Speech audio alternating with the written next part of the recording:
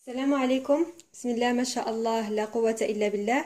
بالنسبة لمقادير المخمرة كنحتاجو نص مقدار ما بين الدقيق الأبيض والدقيق الفينو. كنحتاجو الخميرة ديال الخبز، السكر الفاني، أنا دائما كنستعمل السكر الفاني في المعجنات كيعطيو نكهة زوينة، والملح والماء الدافئ للعجن. نبداو على بركة الله.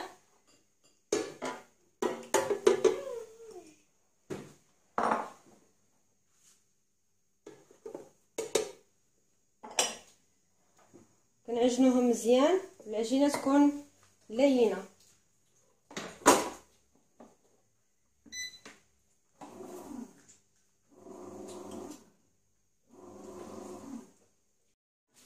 العجينه كنحصلوا عليها كتكون بهذا الشكل هذا لينه، فكنبداو كنعدلوا منها قضبان صغيره بهذا الحجم هذا، بهذا الحجم هذا.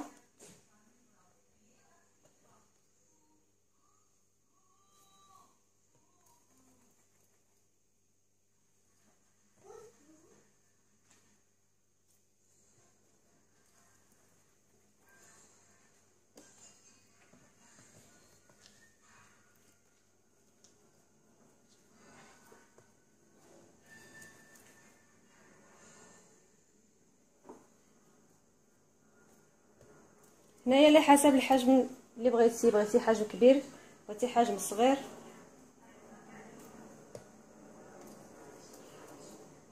وكندهنوهم بالزيت كاملين بهم حتى كنساليو.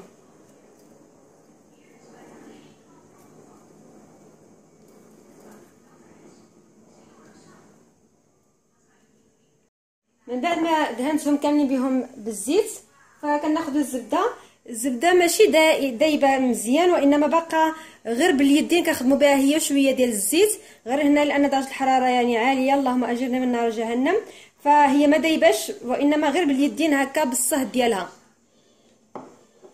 نبداو على بركه الله.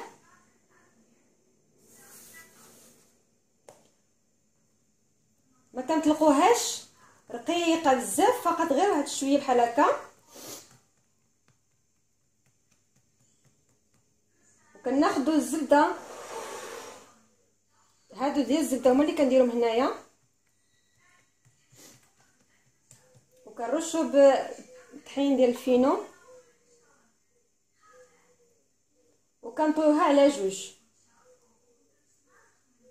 عاوتاني كنعاودو نقرصوها، ماشي ضروري تكون رقيقه.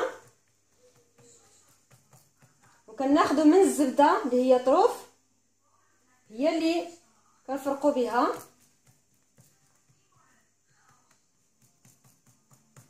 وكنرشوا عاوتاني طحين ديال الفينو، عاوتاني كنطويوها عاوتاني على جوج. هنا ما كنعرضش، كنطول.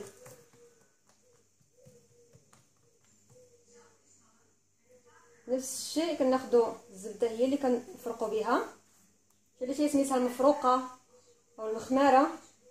ودابا عاد غادي نرويها بهذه الطريقه هذه، ولكن ما نزيرش، نخليها مرخوفه، نخليها مرخوفه هكا. وهذا اللي تحتانيه كنخليها وكنحطها حتى كترتاح.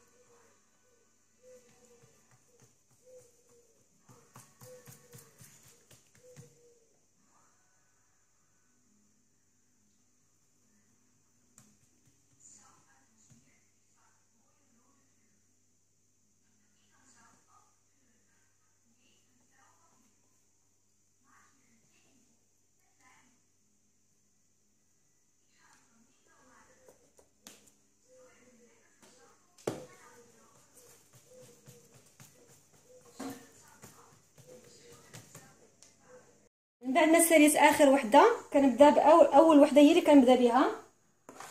دابا ما غاديش نستعمل نهائيا دابا الزيت، غادي نستعمل الدقيق ديال الفينو بي، غادي نقرص.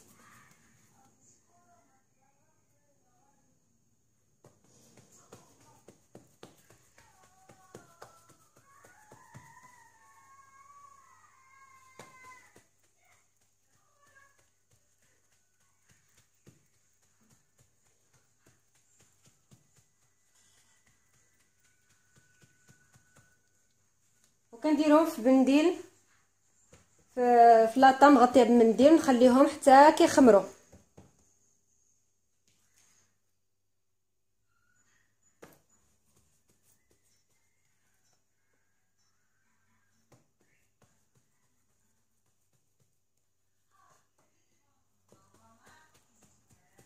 من بعد ما خمروا لينا كنسخنوا الطاوه ديال ولا المقله الثقيله ديال الحرشه، وكنخليها حتى كتحمر من التحت، ومن بعد كنقلبها على الوجه ديالها حتى كيتحمروا، كيولي الشكل ديالهم بحال هذا الشكل هذا. وغادي نشوفوه في طبق التقديم.